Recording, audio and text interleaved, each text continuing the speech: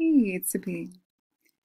Good evening and blessings to all of you, and a big thank you for all your prayer support and feedback and input. I had a double sandwich from the enemy of both lots of, how do you say that, warfare in addition to some health issues. So that piled up nicely together. And it disabled me from being able to do a narrated video earlier this week. And some of you have asked me to explain what I showed in the visuals, and that is that there is a parallel between the throne room scene of John, when John looks at the throne room and the rainbow covering the throne, and the angle and of the edge to base of the Giza pyramid. Both are 42 degrees. And 42 in the Bible, the number points to deliverance, to rest, but also to the coming of the Antichrist system. And it's tied to Joshua's entry into the Promised Land. And so there are much intricacies with regard to the number 42. And of course, it was related to day 142 from the spring equinox, which is the base, the foundation of the solar calendar, which was both used by the Essenes, the type of the wilderness bride in Jesus's days, but also the foundation of the Enoch calendar. So that is a brief summation of the former video. And today is month 5, day 24 on that solar calendar. So we are now 144 days after the spring equinox. And here you see the visual of the Essene calendar. There is beautiful underlying research from Brother Ken Johnson. And we can see how both John, a type of the bride of Christ, functioned as a forerunner, and so did Enoch in his days. Enoch, who was taken before the flood, and that was, of course, noted in Genesis 5:24. So the numeric correspondence of month 5, day 24, 144 days after the spring equinox, that doesn't go unnoticed to me. So God designing the Giza pyramid through Enoch and building it as an emulation and a model of the bride in Christ, the first fruits harvest, and Enoch being taken before judgment fell, and that was in the days of Noah. And Hebrews 11:5 reads, "By faith Enoch was taken up so that he did not see death, and was not found because God took him up. For before God took him up, so it is recorded, he was pleasing to God." So we please God by being faithful and obedient to him and walking with him in relationship, in intimacy. And the word took, which is used in Genesis 5:24 about Enoch, is Strong's H3947, which can be translated to mean snatch, or take, or capture, or seize. And that, of course, is very similar to the word harpazo used in 1 Thessalonians 4:16. And it especially correlates with Sirius helical rising, which is visible, the first visible rising of Sirius before the sun. And that is happening on many different locations on the earth right now. And the raptor hawk, the eye of Sirius, is emulating Jesus, the Prince of Peace, or Hawkeye, coming down quickly to snatch. Genesis 5:24, "And Enoch walked with God, and he was not, for God took him." We find confirmation of Enoch being taken in the book of Joshua 3:36. So what the heavens declare today until August 11th, there's a new moon homecoming with judgment looming on the horizon. So there's going to be a new moon in the constellation Leo. And that celestial location is a mirror of the Lion's Gate in Jerusalem. So the heavens declare August 8 to 11, the dark moon phase in Leo today, and that is known as the astronomical new moon. It's not the biblical new moon, that the modern-day astronomers call the dark phase the new moon. It is also known as the opening of the Lion's Gate portal in pagan eyes, and that is also directly tied to the heliacal rising of Sirius. The biblical new moon, in contrast, and that is the first visible sliver of the moon, is expected to be sighted onto our calendar on August 9th. But as the moon will only be illuminated for 1%, it is really likely that it will not be sighted tomorrow, but one day later on August 10th when it is illuminated for 4.3%. So if we indeed have a delayed new moon sighting, the new moon of Elul 1, is associated with judgment. It is a month that the king is walking in the field, and it is tied to the Song of Solomon. And the association of the new moon with judgment, we can find that in Amos 8, in Hosea 5:6, but also in 1 Samuel 20 and 21, which accounts for David, the bride type, being gone at a new moon banquet.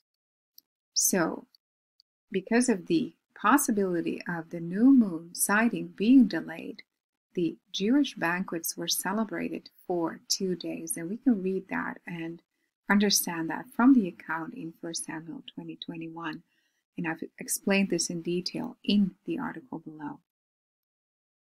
So there's a possibility, I believe even a likelihood, that the month of Elul will start one day later.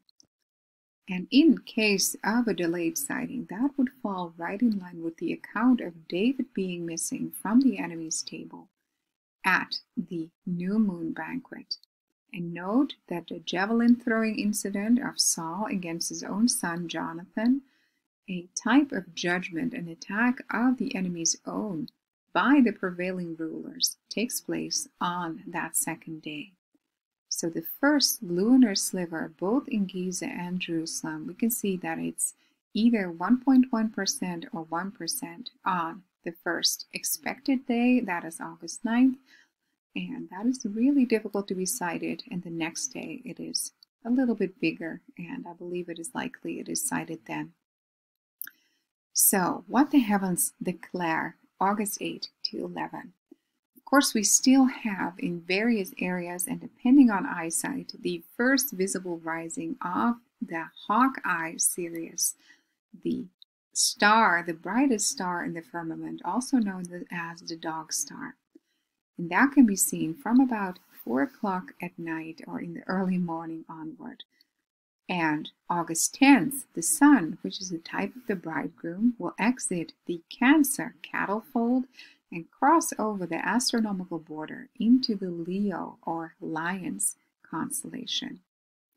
August 11 to 13, we have the Perseid meteor shower peaking, and that means that God is shining his divine spotlight on the constellation of Perseus the Breaker.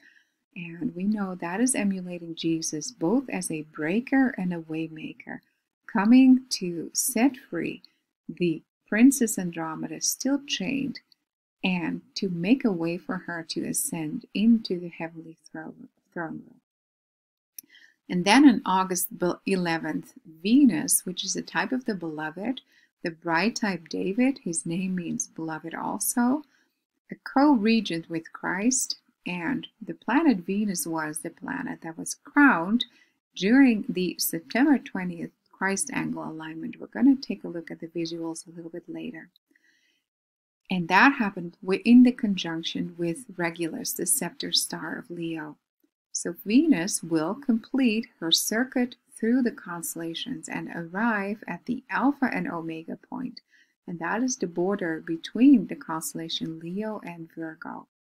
And on August 11th, both Venus and the Moon will be in Virgo, just like the asteroid Vesta, which is associated with the Vestal Virgins and the fire of the Magi, and both the Moon and Venus will no longer be between Shiloh's feet. So that is a strong anchor for something happening before that day, I expect, because Genesis 49:10 speaks of the bridal believers being gathered unto Shiloh. So August 11th, Mercury, which is a type of the chief speaker, also a forerunner type, but in this case, it's the best man of the groom. Mercury will align with Regulus in Leo. So that is the handle of the sickle stars. The sickle stars made up of the chest and the head stars of Leo. And perhaps that speaks of the harvest starting or the trumpet being blown. Understanding that the Giza Sphinx represents Shiloh or Jesus, whom we will be gathered unto, and the main pyramid represents the bride. This alignment of the sun or the bridegroom entering the Judah Lion's Gate with the best man Mercury nearby and the two bridal planets, Virgo and the moon, as well as the Virgin asteroid positioned in Virgo.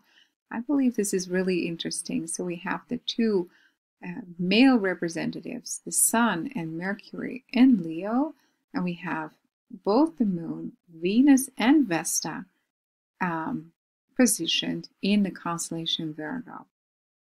And one of our sisters in Christ, T.L. Duncan, she noted that the sun sets at exactly 7:26 p.m. in Jerusalem. So let's take a look at the visuals. So August 8, that is the dark moon phase. Astronomically, this is called the new moon. Biblically, however, the new moon is the first visible sliver of the month. So that is expected on August 9th. That is a very small one, from only 1%. So it may be expected that it's sighted one day later, and then the month of Elul starts one day later. And this is the lineup for today, the moon in the dark phase in the constellation Cancer. And enlarged, this is what that looks like, the sun, the moon, and Mercury nearby. But Mercury is already in the constellation Leo, going ahead of the sun. So the dark moon is today, astronomical new moon. And tomorrow, we can see that the sun is starting to exit the constellation Cancer, the cattle fold, and enter the constellation Leo. And the moon, by that time, will have passed the handle of the sickle stars. And we can see Mercury moving toward Regulus, the scepter star, and the base handle of the sickle of Leo. The moon will be at perihelion tomorrow. So it will be closest to the sun on August 9th. And then there will be a conjunction of the moon and Mars. Mars is associated with war and the Archangel Michael standing up. That takes place on August 10th. Conjunction of the moon and Venus will be one day later. Of course, the Perseid meteor shower peaking between August 11th and 13th. The trajectory of the moon first passing Mars, August 9th, tomorrow, then passing the planet Venus and progressing onward into Virgo. The first visible sighting of the brightest star series, the Hawkeye, which is aligned with Orion's belt stars and the constellation Pleiades, just before sunrise each day.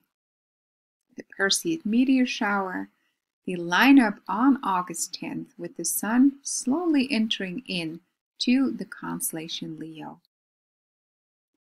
The Christ angle alignment and the crowning of Venus with Regulus, the scepter star. And it is Venus that is going to cross that Alpha Omega point on the ecliptic. And that is actually the closing of the circuit in the heavens, because the heavenly story, the gospel, starts with Virgo and it ends with Leo. And if we convert this to the ground plan of Giza, we have the Shiloh Sphinx and the bridal pyramid, and Venus crossing that boundary between the Shiloh Sphinx and the bridal pyramid. And right when Venus crosses into a new chapter of the zodiac, that is when Mercury, the chief speaker, touches the base, the handle of the sickle stars in Leo.